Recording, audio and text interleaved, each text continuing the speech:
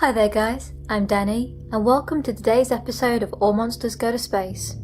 Today I'm covering a being that was requested by Max Tegmark, the Hindu Apsaras. So they are female spirits of the clouds and of waters in South and Southeast Asia. They have various names depending on where they're from. In Khmer, they are Vijayadari or Tep Apsa. In Thailand, they are Apsan.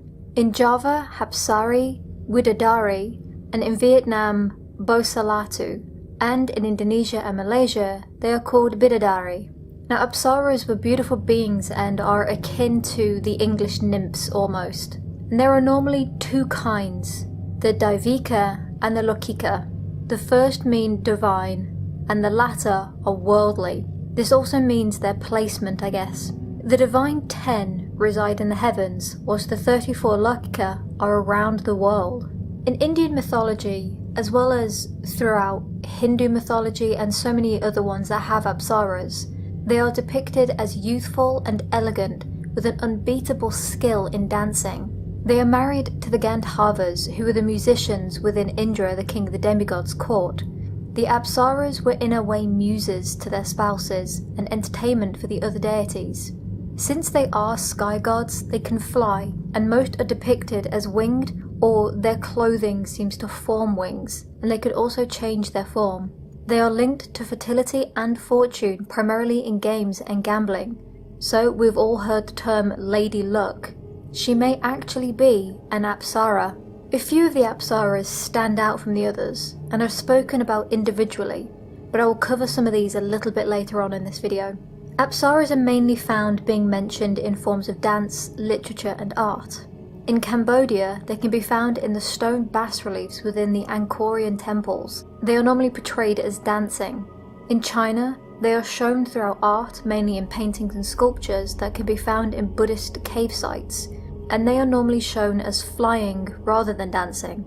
And within Hindu mythology, there are two classes of Apsaras. The lower kind are much more like sirens. They are nature spirits that lure men, in particular, to their deaths. But the other kind are said to have been born of the ocean of milk. Now the elixir of immortality was lost in this ocean, and when the gods went searching for it, a group of devas, or gods, consisting of Viski, the god of serpents, and the Asuras, morally corrupt demons, pulled up these water nymph-like beings, and thus the Apsaras came into existence. In the Balinese Dadari dance, stories of these beings are actually told, and when they were incorporated into the Islamic religion, they became equated with the Hori, or the heavenly maidens that are in the Quran. So I've mentioned how these beings can be spotted all over Angkor Wat, the largest Angkorian temple, but they can also be found throughout Champa, what is now central Vietnam, and throughout Java and Bali on their temples and in their dances. These ones are normally pictured flying, standing,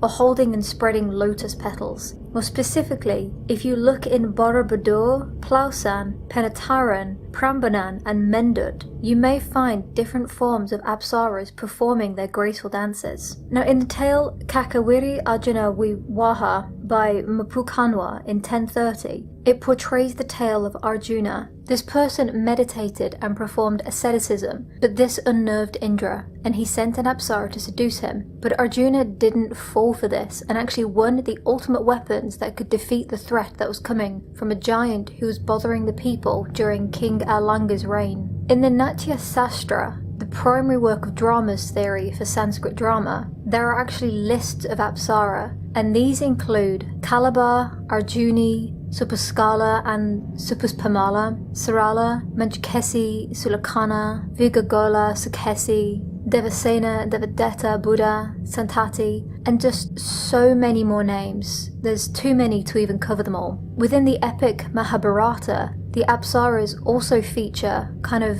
as important supporting roles. And this is another piece that contains lists of Apsaras, but this one is slightly different. It actually also gives a description of how the women appeared to the guests in the court of the gods. And in the Rig Veda, it tells mainly of a wife of a Gandharva, but it does allow for the existence of more Apsaras. The text tells the story of the meeting between Urvashi and her human partner. Then there is the most famous story, This is normally told by the epic's heroine, Shakuntala. This tale explains her birth, the union between an Apsara, sometimes named as Menaka, other times Urvashi. So it starts with one of the greatest kings, King Vikramaditya, sometimes also named as King Vishwamarita. He was so wise he was sometimes a confidant to Indra. So a former king who had now become a powerful sage was concerning Indra with his meditation and asceticism. Indra was worried that the sage would become so powerful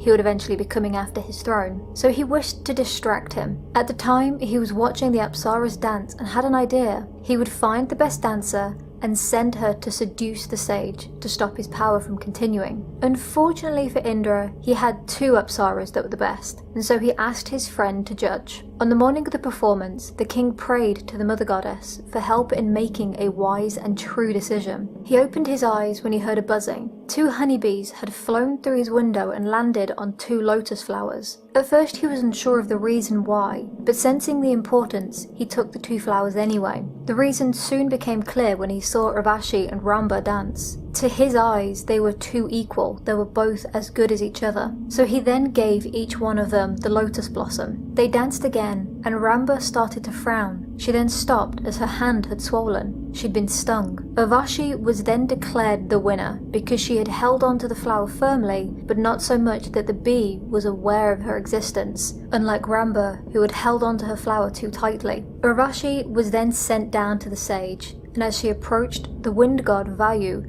fluttered her clothing and the sage was captivated by her beauty. They united, and from this Urvashi gave birth to the storyteller and abandoned her on the banks of the river, and then she returned home. Well, that's it for this video, but if you're ever in Cambodia, Bali, Vietnam or Thailand, you should go and see if you can find one of the beautiful Apsaras on the temples, or even go and see one of the dances that they have that depict the stories of the Apsaras. So thank you for watching. As always, leave a like and subscribe if you enjoyed, and I'll see you in the next one. Bye!